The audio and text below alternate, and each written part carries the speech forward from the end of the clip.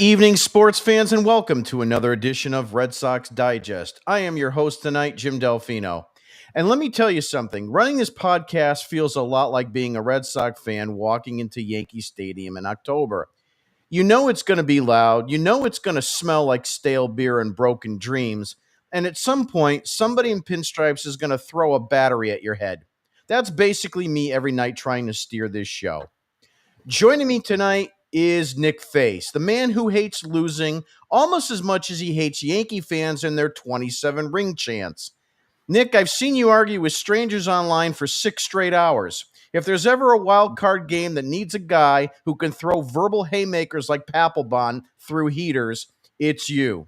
Also joining us tonight is Thayer Doyle, a man who actually tried to analyze tonight's game like it was baseball and not a cage match in the Bronx. Thayer was busy breaking down pitch sequencing while Yankee fans are throwing beer cups at toddlers and Red Sox hats. Nobody cares about fundamentals when the whole stadium looks like a casting call for the Sopranos pinstripe edition. Let's get into it. Top of the first. The Sox come out flatter than a Fenway beer left in the sun. Ref Schneider rolls over. Story whiffs like he's auditioning for a bug spray commercial. And only Bregman shows up with a single. Gonzalez ends the inning by grounding out because, of course. Bottom one, the Yankees threaten early. Goldschmidt and Judge both single off Crochet, but then Stanton saves the Sox with a tailor-made double play. Thanks, Giancarlo. Always nice when a $300 million guy plays shortstop for us. Second inning, Sox bats nothing. Navarez, Eaton, and Duran combine for 3 quick outs. No suspense, no drama, just cardio for the fielders. Bottom two, Crochet coasting until Anthony Volpe, yes, the kid whose name sounds like a villain in a Little League movie, launches one 382 feet right into right field. Yankees are up 1-0, and that's all the noise they would make for quite a while. Top three, Sogard singles, but then Boston remembers they don't do clutch hitting. Fly out, strikeout, inning over. Bottom three, Crochet is having none of it. Strikes out Caballero, strikes out Goldschmidt, and makes Judge look like he's waving at a passing cab. Top four, Navarez walks, Eaton doubles, runners on second and third, a real chance, and then good old Jaron Duran looks at 2 balls right down the middle, and then what does he do, Nick, after that? Swing and miss right at a ball at his eyeballs. Rally dead. The Sox are basically an ATM. Insert runners, get nothing back. Bottom four. Bellinger, Stanton, Rosario, all the race. Crochet making Yankees look like he signed up for wood carving class, not a baseball game. Then the top of the fifth, another chance, another funeral. Ref Schneider walks. Story gets an infield single, but then Bregman dribbles one to third. Rally closed due to lack of interest. Bottom five, Crochet turns into Pedro for an inning, strikes out Grisham, Volpe, and Wells in order. Good morning, good afternoon, good night. Top six, Sox get a man on, immediately hit into a double play. This team kills rallies like the Orkin kills bugs. Bottom six, more Crochet dominance. Judge even takes a seat. Somewhere the Yankees dugout wonders if they're swinging bats or pool noodles. Top seven, finally life. Rafaela walks, Sogard doubles, and then Yoshida, my man, Masataka, Yoshida, pinch hits and drives in two. Boston flips the game 2-1. Cue the sound of Yankee fans booing their own. Story strikes out again. It's becoming a theme, and Lowe lines out to kill the momentum. Bottom seven, Bellinger, Stanton, Rosario, 3 guys, 3 outs, easy work. Top eight, Navarez walks, Sox make some subs, and then immediately pop up 3 times in a row. It's like batting practice, except without the practice part. Bottom eight, Crochet gets Grisham swinging, Volpe singles, Wells strikes out. Then comes Chapman. Alex Cora didn't want to go to a right-hander, so Chapman commits a disengagement violation, allowing, a pitcher forgetting how to follow the rules, and it moves Volpe to second base. Lucky for him, Caballero flies out, and the Sox cling to that 2-1 lead. Top of the ninth, Sox add insurance the hard way. Yankees trot out David Bednar, and right away he does exactly what Yankee relievers do in October. Makes the Red Sox fans smile. Nick Sogard, frozen on strike 3, thanks for showing up. Masataka Yoshida rolls over like a city bike left in the Bronx. Easy grounder to Chaz Chisholm Jr. 2 quick outs, and it looks like another wasted inning. But Trevor Story refuses to die, lines one to left, and suddenly we've got life. Swipes second, Yankees challenge because God forbid they let a Sox player have nice things, but then the call stands. Alex Bregman rips a double past Bellinger, Story scores, and Yankee Stadium gets a little quieter. Sox up 3-1. Hill comes in and immediately gets low to line out, but the damage is done. Boston has breathing room. Finally, the bottom of the ninth. Paul Goldschmidt starts it with a single, and you just know Aaron Judge is licking his chops. Sure enough, rips one to center, 2 on, no one out, and Yankee fans are chanting like it's 2009. Corey Bellinger adds another knock, and now the bases are clogged, and the Bronx is rocking, and every Sox fan is reaching into a paper bag to breathe into, except the three of us who are just sitting there saying, we cut you right where we want you. Then Giancarlo Stanton comes up and whiffs so hard it nearly screws himself in the batter's box. One down. Jazz Chisholm Jr. floats one to right for out number 2, and all the Yankee Stadium holds their breath. Trent Grisham, he decides for the moment, calls for a foul tip strike, his 4th K of the night. Ball game. Sox take the game 3-1 in the Bronx. So the Red Sox are now 1-0 lead in the best of 3. They now have 2 chances to punch the Yankees out of October and send them back to their overpriced golf courses. And remember, Lucas Giolito's not even available, so Boston's going to keep leaning on Crochet, the bullpen, and just enough timely hitting to make Yankee fans cry into their $15 Bud Lights. So there you have it. Nick, time for the word of the day. And now it's time for Nick Face's Word of the Day! I was talking with Jim off air while the show was going on, and the Jarren Duran at bat really triggered the word for me tonight, and the word was predictable. Now, this was before everything had set in when the Red Sox go on to win 3-1. But at the time, we had a clutch situation. We had a runner on second and a runner on third with Duran up. It was was it 3-0 or 3-1 at one point? I believe it was 3-0. I think it was 3-0. 3-0. Whiff. This is the one critical move that I give for Cora with the lineup for today. If there was going to be one thing for me to be critical on, it was putting Duran in the lineup over Yoshida. That was the biggest question mark that I had with the lineup. Everything else, we talked about it last night. We talked about how we felt that you had to find a spot for Nate Eaton. You had to find a spot for Ref Snyder. You needed to find, your Romies. You had to put these guys into the best situation to win, especially against Max Fried. And Cora did that, except for the whole Yoshida thing. I hope Cora tomorrow, when the lineup gets established, we don't have to come back to the whole why is Duran playing against a lefty again? Because he can't be in there, guys. He can't. He can't be playing against a left-handed pitcher. He can't. You got to find something else. To me tonight, we got very lucky, and luck came in a couple different ways. If you want to say predictable, I guess that's okay with Garrett Crochet. I know it's his first playoff start, but Garrett Crochet did exactly what the doctor ordered. He did exactly what you traded him for, exactly what you need your ace to do. The best start of his Major League Baseball career tonight. Bright lights, New York, and he shoved. I don't even look at that Anthony Volpe stupid home run as a blemish in tonight at all. That's caught in probably every other ballpark in Major League Baseball. I give him so much credit for bouncing back after that little pop-up to right and dominating. That's exactly what you wanted. You pretty much saved your bullpen because all you went for tonight was Chapman. So you have arrested Whitlock. You have rested Slayton.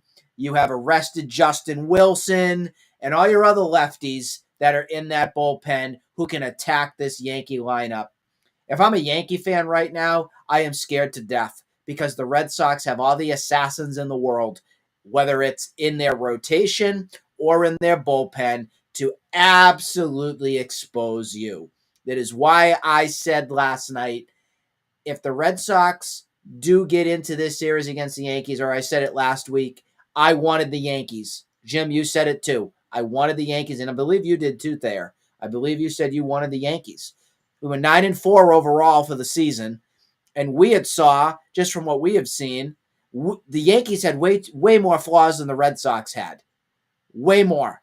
And the Red Sox have found ways to absolutely expose those throughout this season. And tonight was just another classic example of Alex Cora outmastering Aaron Boone. Tonight, a predictable, for some of these guys, whiff city, but also predictable on getting a quality start from Crochet and Chapman. Yes, it got a little dicey in the ninth, 100%. We can talk about that as it goes on. But guys, I also have to say predictable on this too, because Chapman did his job. Chapman got out of the jam, got the save, closed the door, say goodnight, start spreading the news, because the Red Sox win tonight in New York. Congratulations to the team. I'm very happy. Now we'll move on to game 2 tomorrow. But as I said, predictable is your word tonight. Nick Face's word of the day is brought to you by New York City subway rats, the official animal of Yankee Stadium. Just like the Yankees bullpen, they come out late at night, scurry around and panic, and leave a big mess behind. New York City subway rats, reminding Sox fans why we shower after a trip to the Bronx. Couple things that you mentioned there, Nick, that I just want to comment on. Predictable is absolutely right. You look at Crochet, and obviously, I don't know if any of you guys chimed in on the Detroit game too. Tarek Skubal. This is why you have these guys anchoring the top of your rotation, because these are the guys that you are basically saying, take me to the promised land, save my season, whatever that needs to be. And that's what happened, and that's what should happen. And this is why baseball is one of the best sports in the world. It's time for the third strike. And now, it's time for the third strike with Thayer.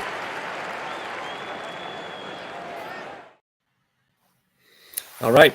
The third strike, ironically, is going to be ball 4. We talked about it last night. The difference in this game was the fact that the Yankees walked batters. We said yesterday, defense wins championships. You can't make mistakes defensively, and you cannot give free base runners. The Red Sox did not walk a batter. The Yankees walked 6 of them. And granted, the Rafaela one was important. They came out to play. But the most important at-bats of that entire game were by Narvaez. He just bought pitch after pitch after pitch from Fried, got him out of the game. It forced Boone to have to make a decision. And like we talked about yesterday, if Boone has to make decisions, Red Sox benefit. It was classic. He went, Fried was flying. He was rolling. He was out pitching Crochet. But Boone went to the bullpen a little early. In comes the pen. We walked, and credit to Rafaela, an incredible at bat. What was it, 11 pitches of all the batters in the lineup? He was the one you would expect to put up that at bat the least. Excellent job. And then, we get the base hit by Sogard, the double. Yoshida comes in and does his thing. And even later on in the game, the more pitches that they force the Yankees to throw, the better opportunities they had. So that's the difference, ball 4. So the third strike is brought to you by Bronx Car Alarms, because just like Nick Face, they never quiet down. They go off at the worst possible time, and they make sure everyone is 5-mile radius knows that you're pissed off. The third strike is also brought to you by Jarren Duran. Yeah, that's a good one too. Thayer, just check your speakers. It was a little bit choppy there. I don't know why, but it was just a bit choppy. Just check on that. So kind of want to break this down, probably player by player. Trevor Story, Nick, 3 strikeouts. He did have 2 hits. was a little bit disappointed about the lack of contact and being able to put the ball in play. I mean, obviously, that was one of the biggest things as, a number 2 hitter here. Break it down what you thought about Trevor's Story tonight. Trevor Story gets exposed by all-star caliber pitching. He just does. If a pitcher is legitimately good, 9 times out of 10, Story is going to be whiff city, just like Duran, my buddy. For whatever reason it is, it just sometimes happens for him. The good thing on Story is that he can make adjustments. I'm hopeful that tomorrow we'll see those adjustments be put in play and he'll get back on track. That's the frustrating side of Story. That's what I've been able to witness as this season's gone on. Every time we compliment the guy, it goes like that. So we can't do it here. We're not doing any of that anymore. Story could go 3 for 4 tomorrow and help win the game and go to the series. Guys, we can't talk about it. I'm not going to allow it. We can't. Because then it's going to be an 0 for 26 and we'll be wanting to exile him off to the next planet in the sun. We're not going to do it. So I'm hopeful that there's an adjustment that gets made to, number 1, get his timing right, and number 2, get him better in sync. I think the positive takeaway here tonight that we need to say on Story, do I want to go there? I don't know. I'll just spell it. Glove. See, I didn't say it. I just spelled it. So if something happens tomorrow, don't come yakking at me. Thayer, I want to get your opinion. Nick Sogard, 2 for 4 today. When I saw him in the lineup, I almost cringed. Not that I hate Nick Sogard, but when you look at this lineup, game 1 of a playoff game, I mean, you and I have been watching this team for a long, long time, longer than Nick. But the bottom line here, just because we're older, but the bottom line here is that I don't think I've ever seen a lineup for a playoff game quite this inept, just based on the names. But, for a number 9 guy playing second base, 2 for 4, scored a run. And I want you to comment, if you can, a little bit on that heads-up play. With Judge, he kind of took a slow pace to that ball, and Sogard capitalized on it. That was risky. Your thoughts? I think it was very risky. I think part of it is when we sort of talked about, what are we looking at as far as a team? This is what they've developed. This is what the roster is, and this is what we're going to have to deal with. We have to give Sogard credit. And this is, ironically, I think where Cora really excels, because he gets his players involved. He gets them to believe they're capable of things that we don't necessarily think they are. And he came up, they talked about scouting reports, whether Judge attacks the ball and defensively or not, and he put it to the test, and have to give them credit for that. The Yankees, we've talked about it a lot, just seem to lack that defensive and that intangible aggression defensively. And it's cost them. And that's where the difference between the Red Sox and the Yankees are. Is sort of bogus as that home run is, Nick, that Volpe hit. That's the park they play in, and that's the game that they play. They all try to jack the ball, whether they're going the other way as right-handed hitters or pulling it as left-handed hitters. That's their game. And they're not going to put it to the test. Heck, you saw it with Volpe on first base. How did he not try to steal that base that they needed to get? They're afraid of running. They don't do it. Where you flip it around the very next inning, there goes Story and take it off. So that's the aggressive nature of the Red Sox. And we talked about it yesterday. That's going to be the difference, I think, in this game, in this series. Yeah, Nick, I want to get your opinion a little bit on Chapman. There was a lot of kind of chatter of the fact that he wasn't sweating enough. But the play on Volpe, where he obviously disengaged a third time, didn't get him out. The first thing that went through my head, and obviously it's probably not the right way to really phrase this, but I kind of felt like he wanted him on second base just to get him out of his face from dancing around like a complete idiot. It was I on know you purpose, don't. wanna I say. know you don't. I know you don't want to put a runner in scoring position like that. But what do you thought? What do you think there? I think it was 100% intentional. It was on purpose. He didn't want to deal with him anymore. He said, "Screw you, go to second base." That's it. We saw this with Kenley Jansen last season and and the season prior. Sometimes it's a distraction with one of the guys that's on base. So the pitcher, whether it be Chapman or it was Kenley Jansen or anything, boing, see you later, get to the next base, get out of my life. That's pretty much what it was done there. Two things I want to mention, and then I'll go right back to Chapman. One of those things on the story front that you asked me on, don't forget he did have a hit tonight, and he did have a big stolen base. I don't want to not give him credit for that because that stolen base helped set up that huge hit from Bregman. Let's not discount that because that was a game-changing play at the time. Who knew what was going to happen into the ninth inning? And the second thing I want to mention on Sogar, Sogar gives me so many intangibles that Jed Lowry was when he was a Red Sox player.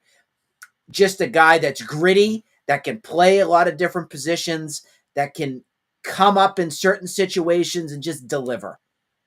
I think Nick Sogar could have maybe a better career than Lowry. I'm not going to knock his career by any means, Jed Lowry's, but he was a little bit more dinged up and injured. Let's see what the durability side of Nick Sogar is going to be. I want to root for him. I like the decision playing him today, and the Red Sox ended up winning out with that because it was a huge play. One of the other things on Chapman to go back to, there was a little bit of chatter that was going around that there was some pitch tipping going on, and that's what set up the ninth inning for the Yankees to get their 3 hits from Goldschmidt, Judge, and Bellinger.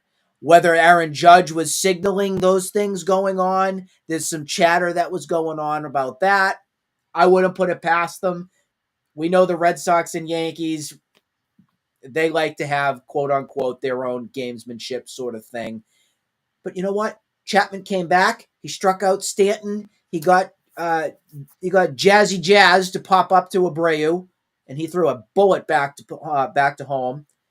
And then we ended the game with Grissom. So it was great. It was great to see. I give him credit where credit's due by bearing down, getting out of the tough jam, and slamming the door on the Yankees to take a 1-0 series lead in this wild card round. Yeah, I'm glad you agree with me on that too, because I mean that was the first thing that went through my head was he's just tired of watching him dance around, didn't care because he was probably going to say, "Look, I got to just concentrate on the batter. I got to get the batter out and f off, Volpe." Yeah, that's what I think he wanted to do. I think he wanted to give the finger and just say, you. Yeah, and the reason why is because as soon as he did it, he just nodded at Narvaez. He's like, don't worry, I know what the F I'm doing, Thayer, your thoughts. I wanted to bring you in on that too, because Nick brought up your most favorite player of all time, Jed Lowry. Yeah, bite your tongue about Jed Lowry. I love that guy. He was a great guy.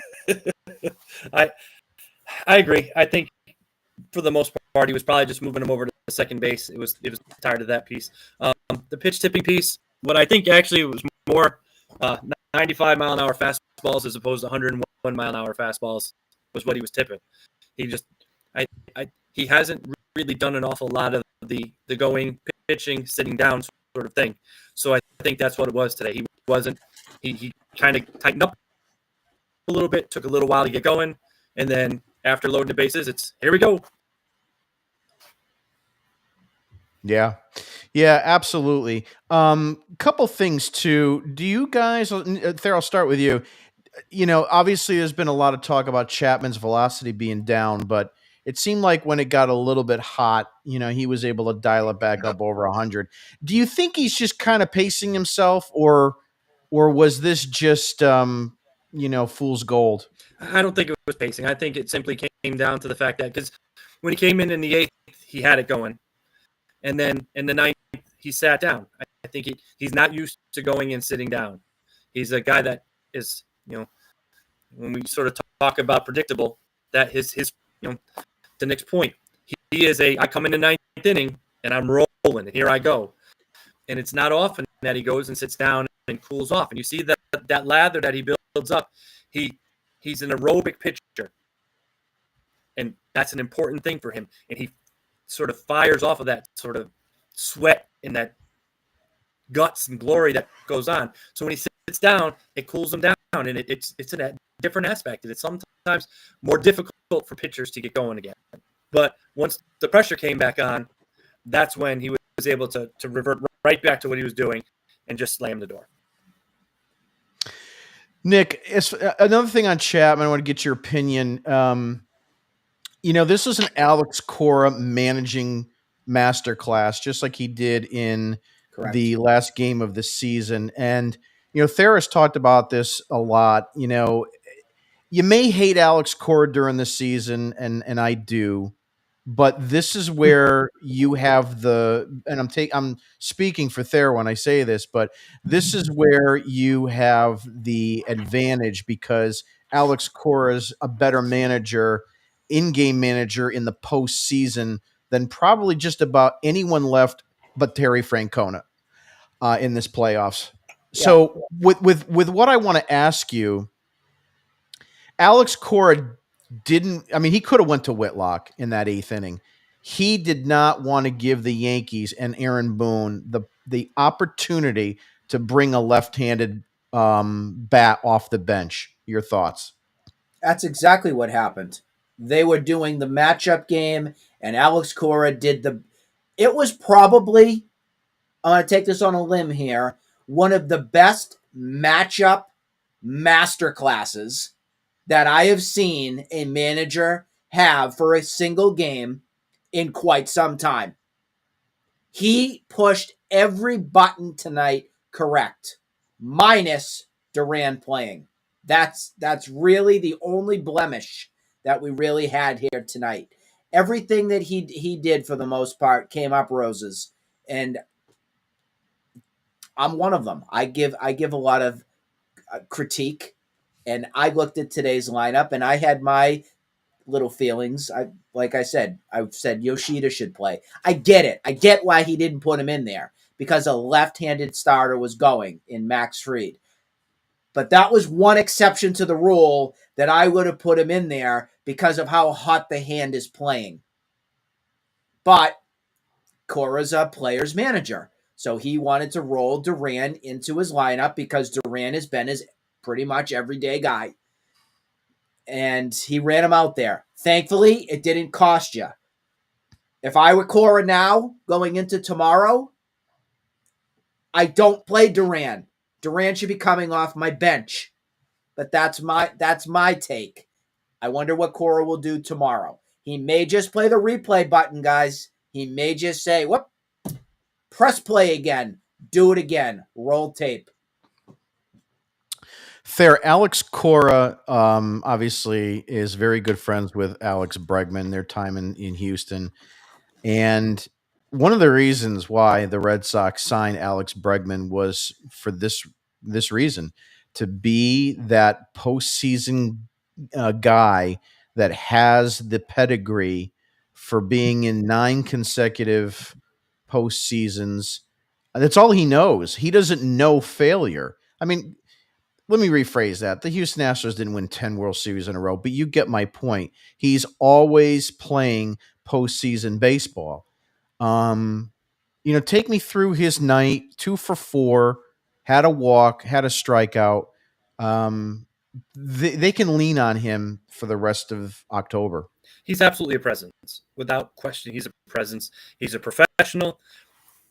Offense aside, defensively, he made all the plays. Even in that 7th, the 7th inning, there was at least 1, maybe 2 ground balls to him that were routine. They weren't the easiest plays in the world either. He got the job done. But you sort of joked when you're doing your monologue to start it off. He started the game off with a base hit. Now, yes, they didn't score, but the 1st inning, he hit Fried. It's kind of, you go back to the Rocky movies when, you cut him. He's human. When Rocky hit Drago, he got a little blood. He's human. You can hit this guy. We can do this. Now, granted, they didn't do an awful lot for a while against Fried, but he proved that it's possible. And then in that 9th inning, as soon as Story got on and stole second base, I'm like, this man is going to drive in the run simply because the at bat he puts on. You know, the slider that was just off the corner for strike 2, he just spit on it. He looked at the umpires like, all right, fine. And then he gets, the off speed pitch again. Here comes the tumbling splitter, base hit. Not trying to do too much, not trying to pound the ball like other players on this team. Just do your job and drive in a run. It's that simple. Yeah, I mean, that's one of the best parts about Alex Bregman is, he's got to be that leader as a player in that clubhouse and, be able to kind of maybe even keep everybody a little bit loose. Kind of like try to be David Ortiz in the 2013 playoffs, where you just kind of like talk to everybody, keep them loose and go from there. Time for dugout dipshits. And now it's time for everyone's favorite segment, the Dugout Dipshits. Dugout Dipshits is presented by the New York Yankees infield defense because you all need a ball booted, bobbled, or airmailed at some point in your life. The Yankees turning routine grounders into comedy since 1903. Going to play this a little bit differently. I'm going to ask you who your dugout dipshit is for tonight. It can be a player. It could be someone on Twitter. It could be a manager, a coach, whatever. Nick, I'm going to start with you. Who is tonight's dugout dipshit if you've got one? I kind of think it's kind of obvious, but I'm just going to have to go with it. It's Aaron Boone. He's been the dugout dipshit for the Yankees since Joe Girardi was tossed. I still don't get what they see in him outside of his Game 7, 2003 homer off legend Wakefield. God bless his soul. But what has he ever done? I feel bad for fans who have to deal with it. I just don't think he's a very good manager. And in-game decisions is just so poor. I truly feel, and I joke with some of my friends and family when I say it, that Aaron Boone is the gift that keeps on giving. And he keeps on giving to the Red Sox. And he did it again. Will this be it for Aaron Boone? If the Red Sox do advance to this, does Brian Cashman and Hal and all the owner groups say, fine, you're done, Boone? Do they actually say it? I don't know what to believe. I'll be disappointed if he's gone because I'm going to miss this because I think it's hysterical. That's a great point and a great dugout dipshit because, I was a Girardi fan only from the standpoint I thought he was a really good manager, and I still can't understand how he could be manager of the year and fired by the Marlins. I mean, it just still blows my mind. Yeah, I mean, that's still, doesn't sit right with me, but he was the best thing that the Yankees could have had. And I guess it's just one of those things where, we're in a world now where you can't have anybody be a tough hombre, anywhere, whether it's in politics, in sports, in school, whatever. It's like, I grew up and it would be like, if I asked my father for, a toy when I was a kid, he'd say, toy, you want that toy? Go cut my lawn. That's the kind of lifestyle it was. It wasn't like it is today. It's crazy, but more on that on another show. But Jim, these guys are a bunch of savages. They're going to come back and they're going to win tomorrow. Yeah. But, and who knows what will happen. I guess my point is that he is kind of a boob. And I agree with you. I don't know what the Yankees see in him. I think it was the worst choice. It still boggles my mind when they announced him as the manager because I had no faith in him, leading the Yankees to anything further. So I hope I'm not going to eat my words. I'll feel a lot better once they're eliminated, but that's what I think. Thayer, who's your dugout dipshit for tonight? You can use the same one if you'd like. I was going to lean towards Boone, but I'll go a different route. I'm going to go Wilyer Abreu. One, that almost running into Rafaela on that play, that was almost catastrophic. We were texting about that. Yep. So that a lot of WTFs. He comes into the game and tries to do too much, and I'm gonna say in that throw home in the ninth inning to come up firing to the plate, that's not your throw. That run means pretty much nothing. Your throw is to third base. You have to be worrying about third base. So it's not even a throw that he made to the cutoff man. He basically just fired that thing, and it was offline by quite a bit. And they're very lucky that it was Goldschmidt and he wasn't running. So that's my dugout dipshit. And when he came in, he completely missed the cutoff guy. Wasn't very good at all. He completely missed. Yeah, you know what? A great choice, because really, I when agree. you think about it, and with everything going on, I almost kind of forgot about it. But Nick, yeah, you and I were kind of WTFing each other a little bit, because that could have been dangerous. Not only could have it dropped in, there could have been an injury. So I had a don't tweet. understand- I had a tweet that was about it. Should I say what my tweet was? I don't Yeah, know. go Do we right want ahead. to keep this PG? Do you want to keep No. tonight PG? All right. No, So we my usually tweet don't. was, where the heck did it go? I lost my tweet filter when I hit 50. I go, call the fucker off, for Christ's sakes. Mercy, Sedain. That is your ball. Yeah. And I don't mean to be mean and call William Abreu a fucker, but that No. could have been completely effed up if he dropped the ball or if there was an injury or a collision. Dude, communicate. Why does the outfield struggle so freaking badly to talk to each other? Even the ball that was the first hit, was it Bellinger? No, it was Bellinger's. It was up in the air for way too long. And Rafaela and Duran, are you going to get it? Oh, are you going to get it? Oh, no, it's going to drop right here. There's no read. There's no communication. Something's got to happen out there. I don't know if it's because there's a language barrier issue that's out there. I think that's completely fair game to talk about. But they got to get something going. Maybe they need to point, or they need to dance, or they need to kick dirt or grass. I don't know. But don't cost us a game because you clowns out there can't communicate with each other to catch a frickin' fly ball. Yeah, that, and don't let a ball drop, but also don't get an injury where Abreu's made of glass too. Let's not forget that.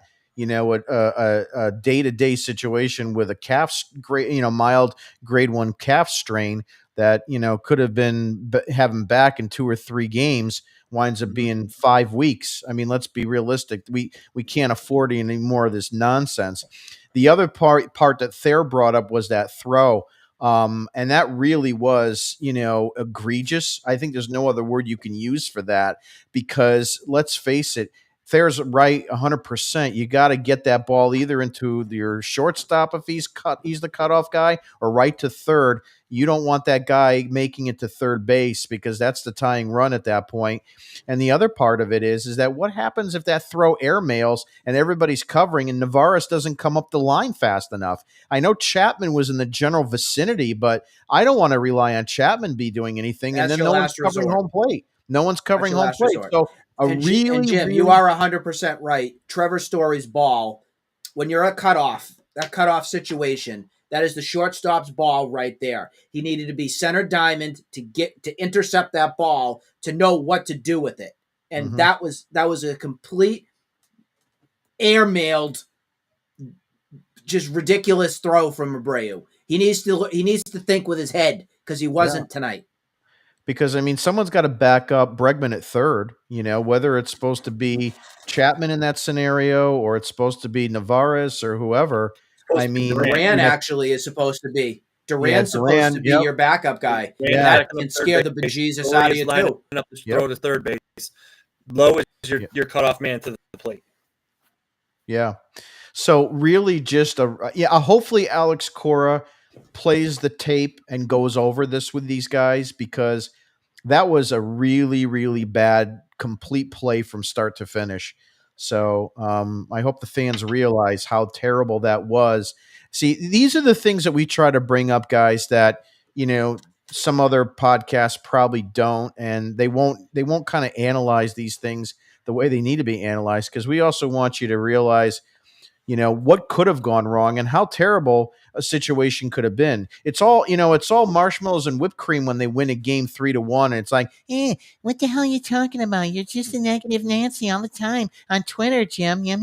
No, look, these things happen. They happen in real games, and you got to watch that. So a couple I'll go with final takes. Nick, I'll start with you. Probably, give me some feedback on what you think tomorrow's lineup is going to be like. The Jaron Duran, is he going to be in there? What are your thoughts on tomorrow? Well, we got the Mr. Yankee himself going up tomorrow. That's Brian Bayo. The good thing here is that your bullpen is saved. So if Bayo can go, let's say he goes 6 innings. If he can give me 6 innings tomorrow, I am as happy as a clam, because then you can go to Slayton, Whitlock, and then figure out, this is the playoffs. I'm sure Chapman's available tomorrow. I'm sure he is. So we'll figure out that whole situation there. But I think Cora plays the matchups again here and exposes the Yankees. Because of what you did here in game 1, it sets up this entire rest of the series. If you came out and you had a clunker and you had to go to your likes of your Kyle Harrisons and you had to actually go to like a Conley early, way earlier than you expected for a potential game 3. No pun intended. That would have been, no pun. It would have been catastrophic. Mm-hmm. You were able to get this job here tonight done, which sets up, you now have 2 chances to take this from the Yankees versus the Yankees in a do or die situation. This is outstanding situation for the Red Sox to be in. It's probably the most positive I've been in probably over a month, to tell you the I'm truth. wondering who the hell you are right now. I think it's because I put my Lucky Red Sox sweatshirt on for today. Must have been a couple high noons in there too somewhere. This was the 2018 sweatshirt. So I dug it up. It was in the grave, pulled it out today, and I said, let's do some damage to the Yankees. So yeah. I am expecting actually tomorrow a win after this tonight. I am. I think we're going to get to the next round, guys. I can't believe I'm saying that. Thayer gave me a do damage shirt when we won in 18. I'm stunned. I'm stunned with that too. No. So yeah, look, hey, listen, that was a good comment. It's great to have one to burn. I don't want to burn it. I want blood. I've said this throughout the season when the Red Sox have made gaff stuff, and the way Alex Cora has managed many times during the season, and how that I wanted him to be a little bit more aggressive on a game 3, especially some getaway games where I felt he wasn't. And I wanted I wanted blood because, again, people always say, it's early in April, but, just like Maz says, you can't win a postseason in April, but you could lose it. Thayer, your final comments for tonight. This game went just like we had talked about last night. In order for them to be successful, Crochet had to be dominant. He was. The back end of your bullpen is superior. Chapman came in and did his thing. You were more athletic and have to have better at bats than the Yankees, and you did.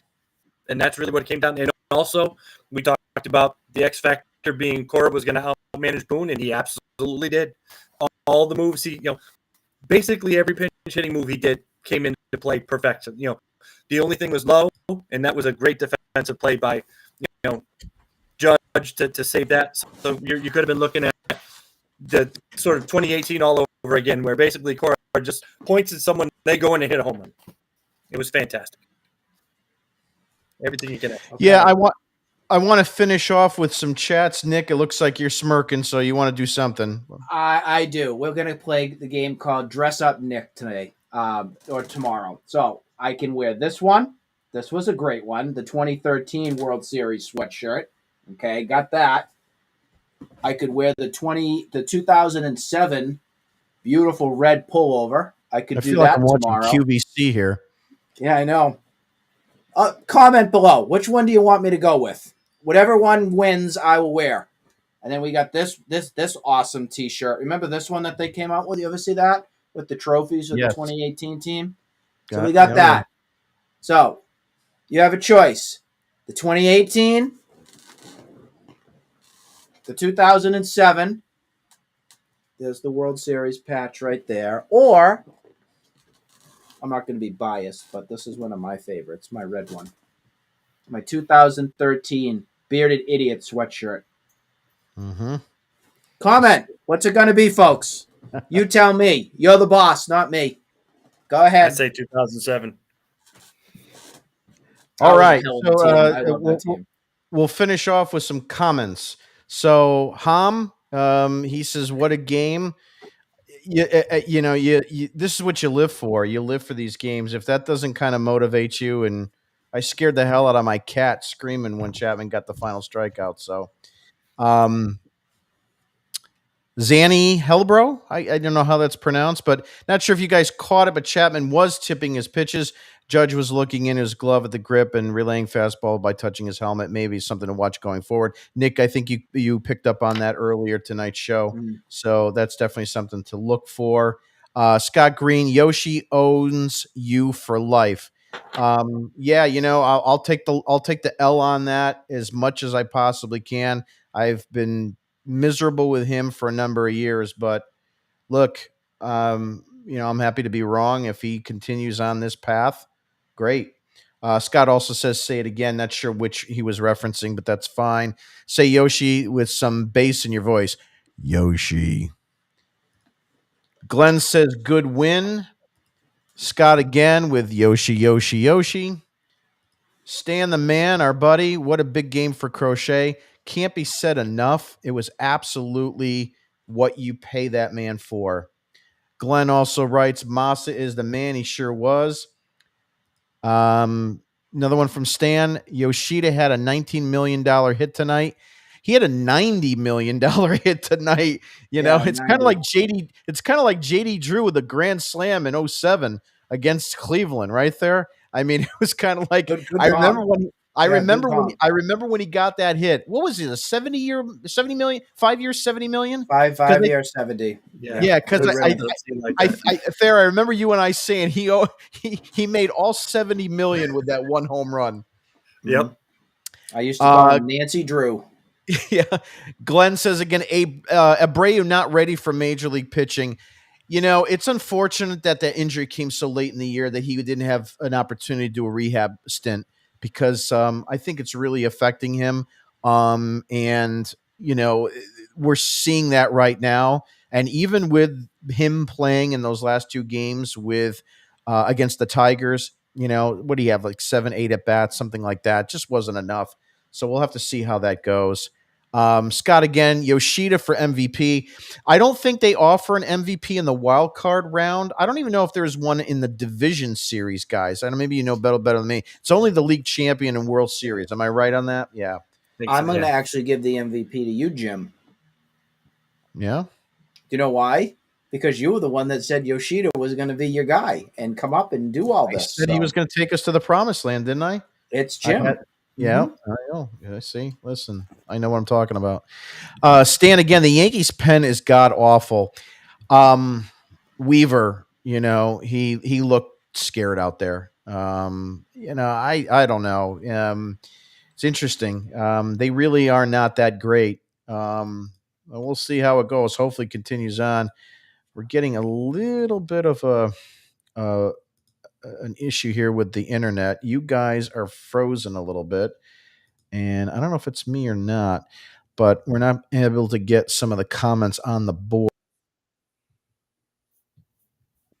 Yep, we're having a little bit of an issue. It moved me over. Yeah, what's going on here? Yeah. I don't know what's going on here. I'm back again. Stories hit and Steele was enormous and probably won the game for them. There's a good chance if he doesn't, they pinch hit for Goldschmidt and score in the 9th. Yeah, absolutely. So thank God for that. Scott can't get enough. He says Yoshida wins championships. Hey, listen, I hope so. Hopefully he's in the game tomorrow and can do we what can only hope. Yep. Story can play like an MVP for a month and then look like he's never seen a baseball before. that kind of sums up this game, right? Mm-hmm. He was 0 for 3 with 3 strikeouts, wasn't he? Before he started to figure it out. Streaky when he's on a few or better. Yep. Stan again, he said, guys, there's a 0% chance Chapman did that on purpose. He had a mental error. I disagree. You know, I mean, anything is possible. My opinion is that he wanted him off first. But I can understand why you He wouldn't want to was put a so guy annoyed in. with him at first base. He wanted him to just move along, get along, bye bye, and get him out of his life. He couldn't Yeah. focus on what he was trying to throw. So that's Yep. why he put him on second. I disagree. I respect Stan, but I do not agree with that take. Texas Red House, which is Curry, and one of our guys, he says we definitely need to lock up Bregman long term. You know, a lot of it's going to be said. Oh, We'll be talking a lot about that as we go along this off season. We'll see how it is. He also said Nick is sounding like me now. I love it. And then he also said that we have a digestive player of this series. Paulie Bleeker, one of my buddies. I love Paulie. Paulie knows I love him. Death taxes and outmanaged Boone. Yeah, you can't say it that's any all you better. got to do. Paulie. We love you, man. We love you. Nick is frozen. Yeah, he I was was.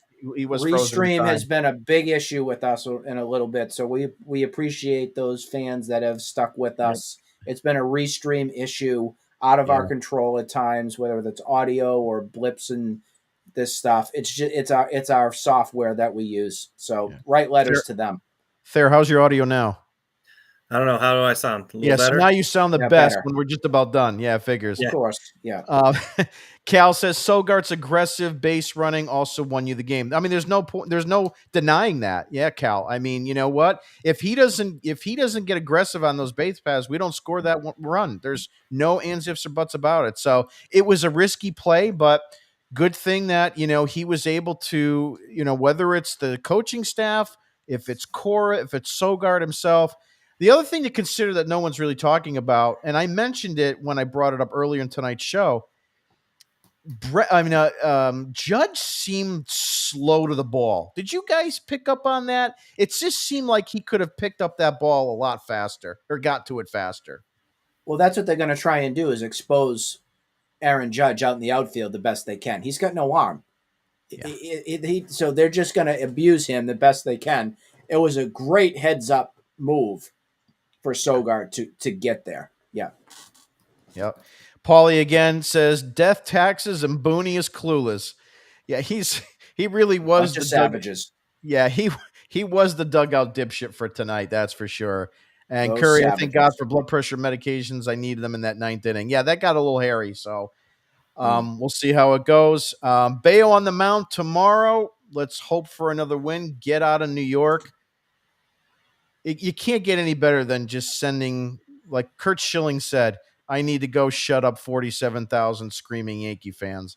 This is the best I thing wish in the Kurt world. Schilling would give Brian Bayo his bloody sock for tomorrow. Wouldn't that be sweet? That would be interesting. That would be so sweet. I want to go ahead and wrap up tonight. I want to thank Thayer and Nick for being on with us tonight for this show. I know Thayer wasn't originally scheduled, so I appreciate his availability. If you haven't subscribed to our digital product website is redsoxdigest.com. We've got quite a bit on there in terms of recaps of the games and so forth. And the subscription is free there. We will be back with you again tomorrow night after the game, and hopefully we'll have some champagne pouring down so that we can move on to the next series in the Blue Jays. against the Blue Jays. Yeah, against in the division series. So have a good night, everyone.